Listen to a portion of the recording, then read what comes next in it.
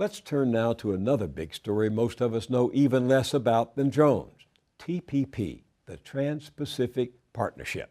It's a trade agreement the United States is negotiating with Australia, Canada, Japan, and 8 other countries in the Pacific region. If you don't know about the TPP, and few do, it's because the powerful people behind it, including President Obama, don't want you to know. The negotiations are shrouded in secrecy, and once they're completed, Obama wants to rush the agreement through Congress, fast-tracking, they call it, with our elected representatives given the choice only of voting it up or down. Last year, over 130 members of Congress asked the White House for more transparency about what's being negotiated, and were essentially told to go fly a kite. You can be sure of this, however. A select group of corporate partners, companies like General Electric, Goldman Sachs, and Pfizer, the pharmaceutical giant, are not likely to be in the dark. Players like these stand to be the real beneficiaries of the agreement because, like other so-called free trade agreements, TPP actually will reward those at the top, even as it creates rules that will override domestic laws on the environment, workplace safety, and investment. Corporate lobbyists already are lining up in Washington to ram the agreement through once the White House hurries it out of the delivery room. How do we know this? Because some vigilant, independent watchdogs are tracking the negotiations with sources they trust, and 2 are with me now.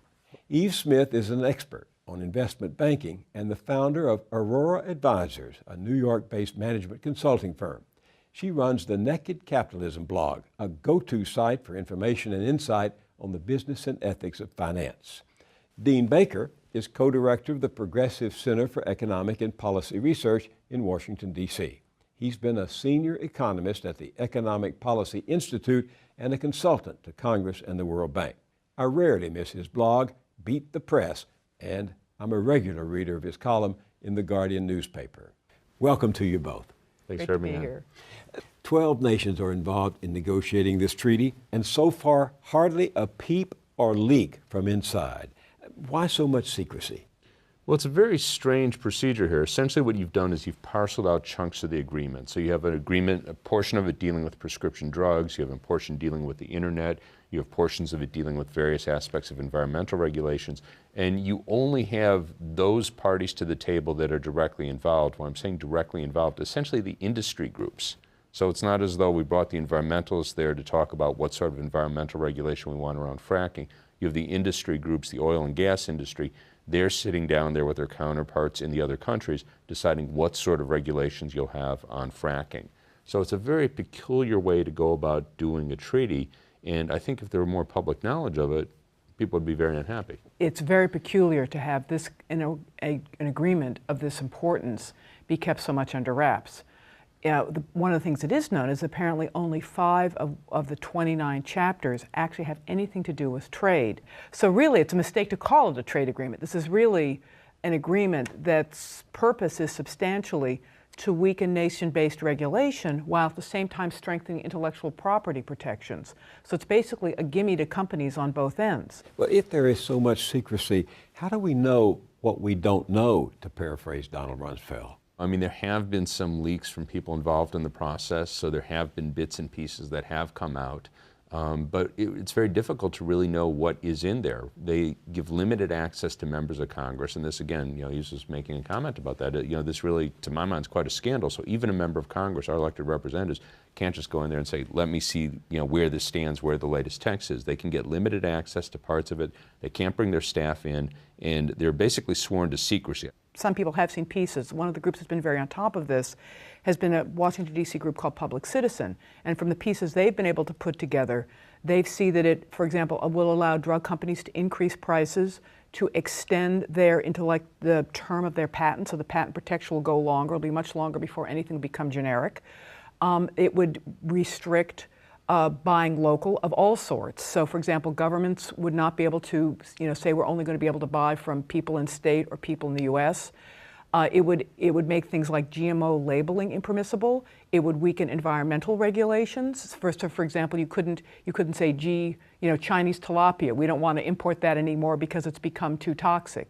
That kind of restriction would not be permissible. Yeah, let me carry that even a step further with the prescription drugs, just to try and put some dollars and cents on that. We spend around $300 billion a year on prescription drugs. Without patent and other similar protection, we'd be spending about $30 billion. So this is, how much we're paying extra for prescription drugs because we have patent-related protections. Now, you could imagine a trade agreement. If this were really about trade, we'd be going, how can we bring those prices down? But instead, what you have is the drug companies there, and they're not talking about how to bring them down. They're talking about how to bring them up, primarily in other countries, but they'd like to bring them up in the United States as well. Is that free trade? It's the opposite. Patent laws, free trade? It's a protection, and that's what Right. I just find so amazing. It's called patent protection, and then they're going, that's free trade, and go, no, this is a government-granted monopoly, and that just speaks to, how convoluted our language has become, that it's not free trade if we don't extend a government-granted monopoly long into the future. Doesn't the entertainment industry also stand to gain? Yes, one of the things that there's a European counterpart of the Trans-Pacific Partnership that's also under negotiation. And one of the things that France is upset about is that they provide subsidies to their entertainment industry. The idea that a French film that would only appear in an art house cinema is any threat to the American movie industry, that's absurd, and yet that kind of thing would not be permissible under that version of the deal. What happens, one of the things that would happen apparently under both deals is even more severe restrictions on copying and transfers, to the point where one of the an internet group called the Electronic Frontier Foundation said it would even interfere with the basic operation of the internet because things like temporary copies wouldn't be permitted under this rule. Also, there's an issue of enforcement here that people might remember the Stop Online Piracy Act that they were trying to get through in the United States a couple years ago. And of course, there was a big uprising against a lot of grassroots opposition. A lot of companies, in fact, came out in opposition to it. And one of the big points there was that it required third parties. So someone posted something on my website that turned out to violate a copyright of Warner Brothers. Well, under that, I could be held liable for this. Warner Brothers could take legal action against me. As it stands now, if I have material that violates their copyright, it's incumbent on Warner Brothers to go, oh, you have to take this down, and then I have, a reasonable time period to take it down. So is this why you wrote the other day, this could make Google, Facebook, and indeed anyone with a website into a copyright cop? Exactly. But this is the paradox to me. As you've just said, stronger copyright and patent protection is the very opposite of free trade. They involve government intervention in the market. They restrict competition. They lead, as you've just said, to higher prices for consumers. How can you describe this as a free trade agreement? I think the free trade idea is what's being used to bully a lot of the countries into it, that if you're not part of this deal, you'll somehow be left on the outside. For example, there's a big argument apparently in Japan about this right now, that Japan is one of the late joiners to the negotiations. And some groups in Japan have started objecting, and the government's saying, well, if we don't participate, everybody else will be in and we'll be out. So that's the leverage that America's apparently using to try to get people on board. But it's really important to point out it isn't free trade. If you look at the actual trade barriers that exist between the United States and these other countries, at this point they're almost all very small. If you have a tariff of 1 or 2%, things like that, it really doesn't matter whether it's there or it's zero. So what this is really about is, these sorts of, in many cases, provisions increasing barriers or restricting the ability to have environmental regulations, health and safety regulations. That's what's really about. Trade's really peripheral. That's how this works in combination with the secrecy provision. It's free trade because nobody knows otherwise. Mm-hmm. What is your greatest concern about this? I think the drugs one is my biggest one. And the second one, frankly, is financial services, because this would also basically make a lot of financial services regulation that we now have pretty much impossible. It would force everything. Well, apparently financial services is one of the chapters. And so again, it would lead to a race to the bottom, that any country, that any signatory to the pact could say, gee, your XYZ country has weaker regulations, you're hurting us by making us adhere to this higher standard. And in particular, and another sort of interesting conflict, is that one of the things that it rules out is capital controls. Now, historically, people used to say that, again, there was sort of simple-minded idea that capital controls weren't such a good thing. And now the IMF has come around and has said that capital controls, certain types, are actually desirable. Chile and Malaysia had them both going into the crisis, and they did better than a lot of other countries as a result of having them. But that, in fact, may be one of the things that makes this deal founder, that some of the countries that have them and like them are objecting to the fact that these are included in the pact. Is it conceivable to you that this could affect the enforcement of Dodd-Frank, which was ostensibly passed to prevent another great crash like 2008? Could this affect the enforcement of Dodd-Frank? Yeah, no, I mean, certainly the derivatives regulation, and I would expect the capital levels. There's no How would that work? The first language in both these deals goes something along the lines with all signatories are required to make their laws and regulations conform to the standards of this agreement. They are literally required to make their nation-based laws subordinate to the terms of these agreements. And again, we don't know exactly what's in them, but the whole notion is that they are to permit very liberalized capital flows and minimal restrictions. So Dodd-Frank basically is consistent with that. So foreign trade partners would conceivably be allowed to challenge American laws? Yeah. That's exactly That's the the point. point. I mean, one of the things it extends is a concept that exists in NAFTA, but which is that you have special panels that companies can go to get matters adjudicated if they believe that regulations have led them to lose profit. And it's not even necessarily that they've currently lost profit, it's that they have potentially lost profit. For example, one case that's now pending under NAFTA is that Quebec has an anti-fracking prohibition to protect the St. Lawrence River Valley. There's a U.S. company that's suing $250 million, and if they win that case before the special panel, the Quebec government will have to pay that amount. Under the TPP, you'll see an enormous expansion of that kind of power. Both of you are good at arguing the other side for the purposes of debate. So what's good about this? I mean, why should anybody be for this free trade agreement that's not a free trade agreement? Yeah, it is really hard for me to see. I mean, I'm sure if we had the whole text in front of us, I'm sure both of us would be able to find things we go, that good, that good. I mean, there has to be something that's good, but the way it's being constructed, it's not the way in which you design a treaty that's intended to benefit the bulk of the population of either the United States or the other countries. I mean, you wouldn't just have the corporate interest there, and that's literally what you've done. I mean, it is kind of amazing. What are they going to do? They're going to try to ensure that it maximizes their profits. Now, not everything they have there is going to be bad, but I suspect most of the clauses in there are going to be to advance their interest. One of the aspects of the Trans-Pacific Partnership is it's an everyone but China deal. One of the intentions of the deal is to isolate China. So if you think isolating China is a good thing, then that would be a reason to support the deal. Now, in fact, ironically, a lot of the companies that are supporting this deal may not have thought through all the implications, because a lot of them have extended supply chains that go through China. If this disrupts their current supply chains, they might actually have to reorganize their lives a bit more than they had thought. Our economies are very integrated. Yeah. One would expect that they'll continue to be integrated. So the idea that we're going to isolate them, I don't really see how that would work in any case. But if that were a goal of policy, if we actually could get to a situation where we did sort of separate the countries, that would not be a pretty picture. So I think we have to look to integrate with them, and ideally on better terms than we currently have. Some people refer to this Pacific deal as the, quote, North American Free Trade Agreement on steroids. Does that make sense to you? Well, it does, because the North American Trade Agreement, in the end, wound up helping corporations and didn't do much for American workers. In fact, there have been economists who said that NAFTA produced as much as nearly 1 million job losses in the U.S. And the whole notion of this agreement is to facilitate the movement of capital and to give capital even more privileges than it has now. So, workers, except for a few who have a seat at the table like the UAW, workers are basically in the back of the bus on this one. President Clinton promised a lot with NAFTA. Listen to this. NAFTA will tear down trade barriers between our three nations. It will create the world's largest trade zone and create 200,000 jobs in this country by 1995 alone. The environmental and labor side agreements negotiated by our administration will make this agreement a force for social progress as well as economic growth.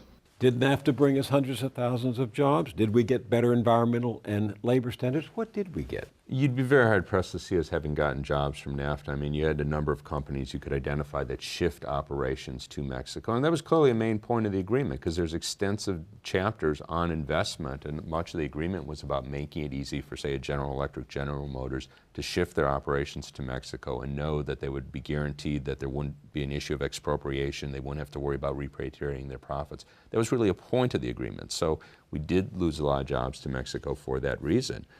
In terms of the environmental and labor standards, those were thrown in as an afterthought. Now, you've had some effort to take advantage of those. I wouldn't really say it's had much impact. I mean, basically to help the situation of some unions in Mexico or workers trying to organize unions in Mexico.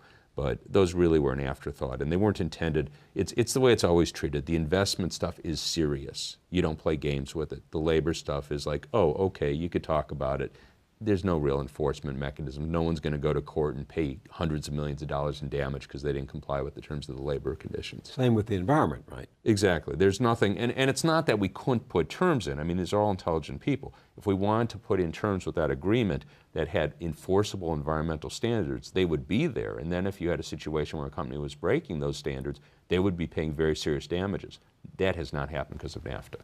Ross Perot, whom, as you both know, ran as a third-party candidate in 1992 against George H.W. Bush and Bill Clinton, warned us against NAFTA. Listen to this. If you're paying $12, $13, $14 an hour for factory workers, and you can move your factory south of the border, pay $1 an hour for labor, hire a young 25, that's assume you've been in business for a long time, you've got a mature workforce.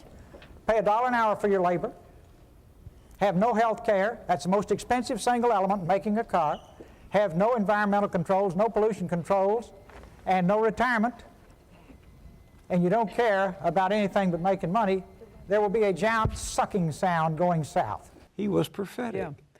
Well, and the funny bit about his math is that actually one of the things which is distressing, and apparently this is actually worse than the TPP, but the companies have tended to move production even when the economic case was very weak. And so when that happens, what you're really seeing is a transfer from labor. You're not really seeing shareholders benefit. You're basically seeing a transfer from factory labor to the top executives, that you're cutting their pay. I mean, there are industries like furniture. I mean, when you think about it, you've got U.S. wood and you're shipping it to China and then shipping it back. You know, a lot of the values in that wood, you lose a lot in the transit time. You also lose a lot in flexibility. And people in industries where you've got a lot of U.S. content in things that are shipped overseas and then sent back, and they've said the economic case just isn't very strong, but we did it because our stock would get a pop from. During the 2008 campaign, candidate Obama was skeptical about NAFTA. Here's what he said then. Scrap NAFTA, Senator Obama, or fix it. I would immediately call the President of Mexico, the President of Canada, to try to amend NAFTA because I think that we can get labor agreements in that agreement right now. And it should reflect the basic principle that our trade agreements should not just be good for Wall Street, it should also be good for Main Street. And the problem that we've had is that we've had corporate lobbyists oftentimes involved in negotiating these trade agreements, but the AFL-CIO hasn't been involved. Ordinary working people have not been involved. And we've got to make sure that our agreements are good for everybody because globalization right now is creating winners and losers.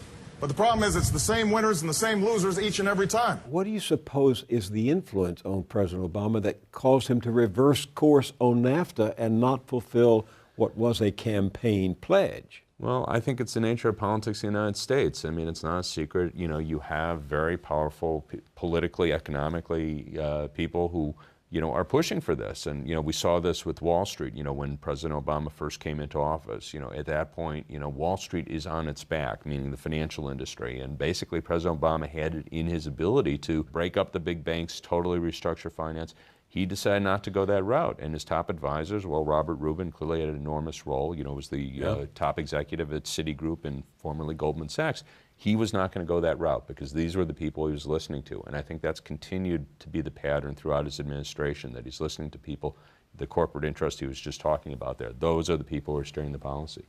I mean, I'd go a little bit further than Dean on that, in that when you look at Obama's record of his campaign promises versus what he's actually done, there's sort of a normal, acceptable level of political lying, and Obama has gone way past what is historically been normal in terms of, politicians fudging and then doing something else when they've been in office. This is just another example.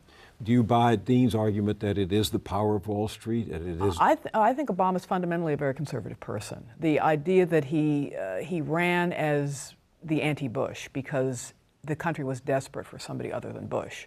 So he sold what would sell. He's liberal on social issues, but economically, he's not very different than the Republicans. This discussion brings me to the economy. As you both know, the September jobs report, which was delayed by the government shutdown, was weak by all reports. What is it going to take to turn our economy around for working people and middle-class people out there who really are in pain?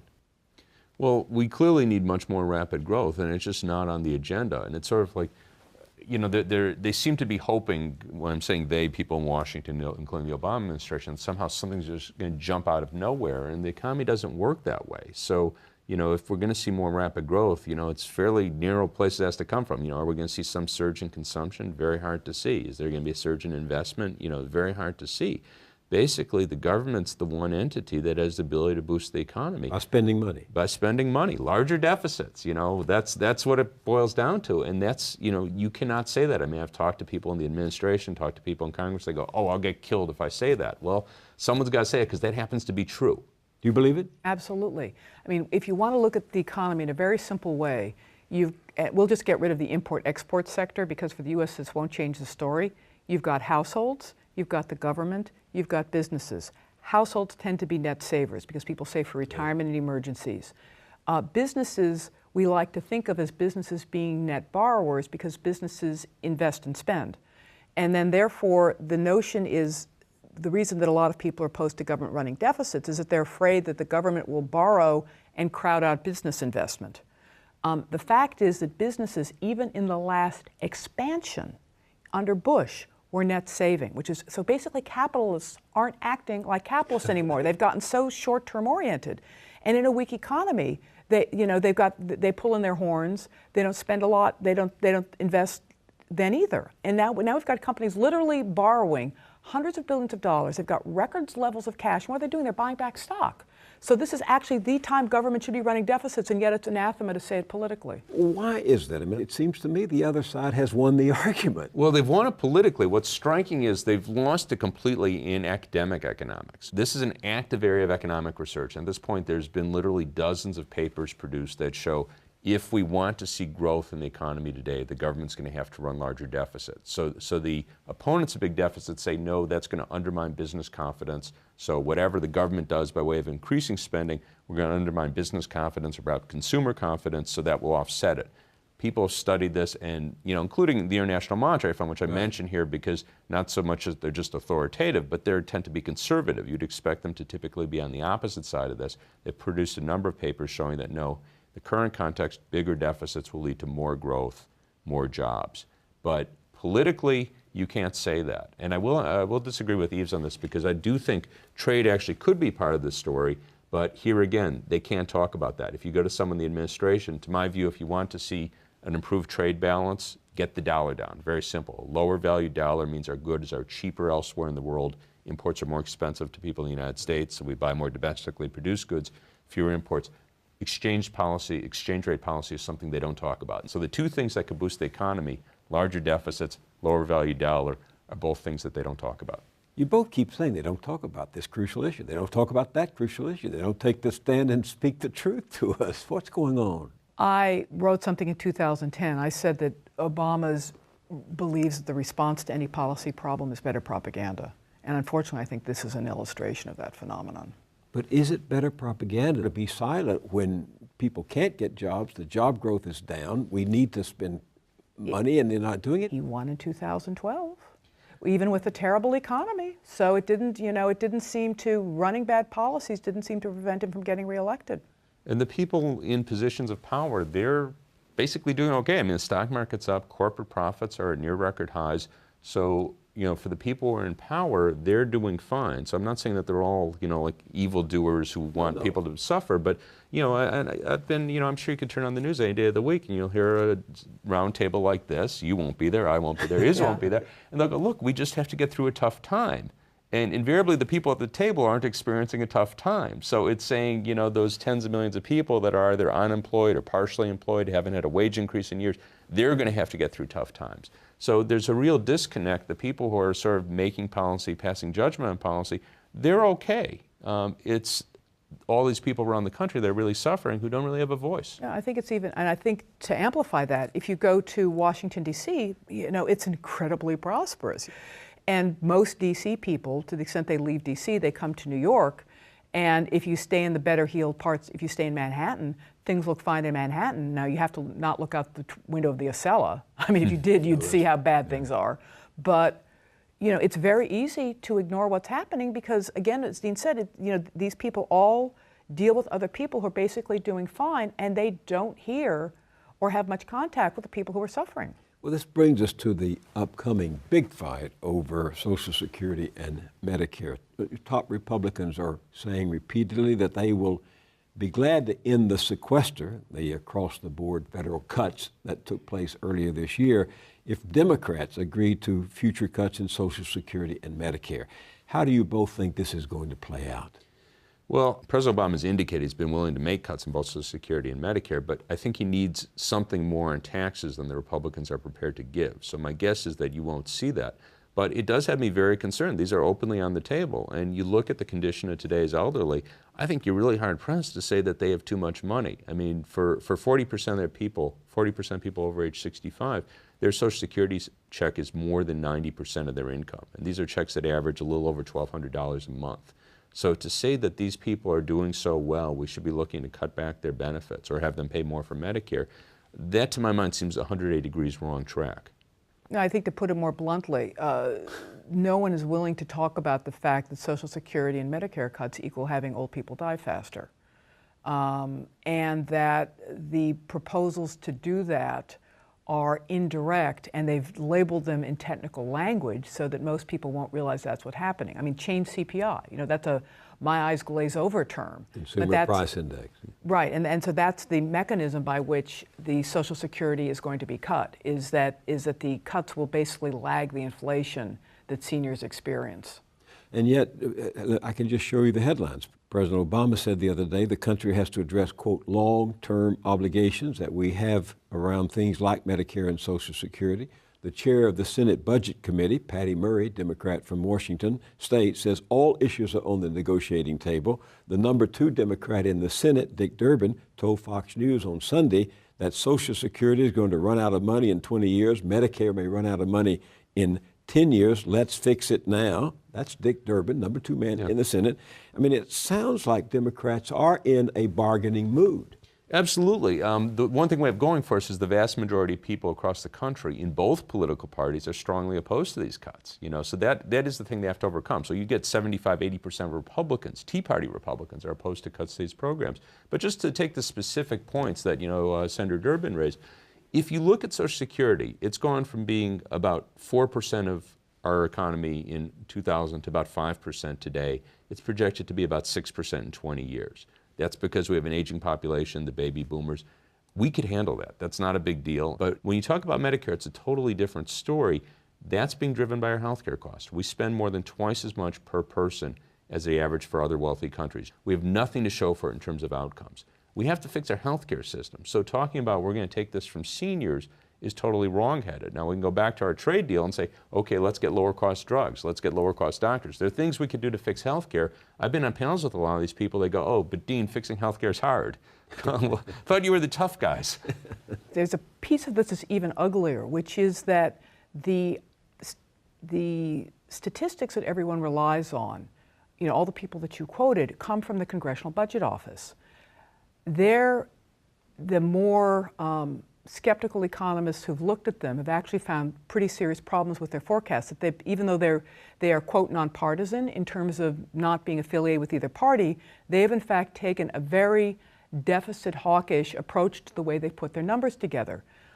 2 economists who are at the Federal Reserve, and they are probably the 2 most qualified economists in the country, they wrote a paper on the CBO's healthcare cost forecasts, and they shredded them. So if you were to use these Fed economists' forecasts, you wouldn't be anywhere near as concerned. You wouldn't have the drive to, quote, fix end quote, these programs. But I think it's back to Dean's point that it's actually, for Medicare, it's a reflection of the way we do health care in this country. And the fact that we've got a doctors are paid for services, and therefore they have an incentive to recommend more services. You've also got a population which is trained to think that more treatment is better. The desire to intervene quickly, even for things that aren't very serious, is very strong here. Yeah, I'd agree with that completely. And just to make a couple points again, Social Security, I think it's just absurd to think of this as a problem. We're aging. I don't think that's a bad thing. I mean, we could all have us die younger, but I don't think people would really think that's a good story. So that's going to cost money. And it does cost more money today than it did 20 or 30 years ago. It's going to cost more money in 20, 30 years from now. If people have normal wage growth, if people got their share of economic gains, we'd be talking about before-tax wages 30 years out that are 40 or 50% higher than they are today. You know, that's not an issue. Now, when it comes to health care, you know, Yves is exactly right, but the other thing, you know, I think we have to put this in some context. We don't know, and I think you're exactly right that the projections are likely too high. But let's say the Congressional Budget Office projections prove right. I don't think we're going to have morons running the country in 25 years. So if it really is the case that we're looking at these really big healthcare costs, they will be able to deal with that then. On what basis do you make such a prediction? Well, the reality, however much I might be critical of Congress and the President, we don't have a history of runaway deficits. As much as they like to say, oh, we actually don't, you know, and I'd argue they probably did too much. You know, you go back to the Clinton years, you know, they said, oh, we got to balance the budget, and of course they did. But the idea that we just had exploding deficits that, you know, Congress and the President just looked the other way, we don't have any history of that. Yves, explain this then. It seems that although the facts and argument may be on your side, the politics of it is going in the other direction. Well, there's a very effective messaging apparatus that doesn't include middle-class Americans. I think that's what it boils down to. You know, that the people that the reporters get their information from are the ones that significantly push stories. And a very significant percentage of the stories that appear for a very long period of time have always been driven basically by press releases or messaging. And Pew's studies have basically found the same thing's true now, that half the stories are literally promoted to the media. And then at the other half, inevitably, if you're a journalist, you're going to call some famous person who's legitimate, you know, to get the sort of plus and minus. And most of the famous people who are legitimate are, you know, either they're important government officials who are largely on board with the story, or they're going to be business interests. There are unfortunately only very small pockets of people who are considered to be legitimate that a journalist would call to get the other side of the story. We started with free trade. Let's close with free trade. You're on the board of an organization called Just Foreign Policy, and that organization is offering a reward to anyone who can give it a copy of the negotiating text of the Trans-Pacific Partnership Agreement. Any takers so far? Not so far. So the idea here is that we do have people who are involved in the negotiating process. They have access to at least parts of the deal. So the hope is that someone from good conscience, presumably more than, you know, the hope of getting a big reward, will feel the urge to make it public. And, you know, the organization Just Foreign Policy, I'm on the board, but I don't play an active role in running it, will be happy to then post on the web so that, you know, people across the country, and really, you know, in all the countries, will have an opportunity to see it. So in the last word here, both of you, the argument is this Trans-Pacific Partnership Agreement will ensure a freer flow of goods and greater prosperity. The other side of it really serves essentially what we know about it, the corporate interest. Is that where you come down? Very much so. I mean, this really is a deal that's being negotiated by corporations for corporations, and any benefit it provides to the bulk of the populations of this country will be purely incidental. There'd be no reason to keep it so secret if it was in the interest of the public. Yves Smith, Dean Baker, thank you very much for being with me. Thanks for having me on. Thank you.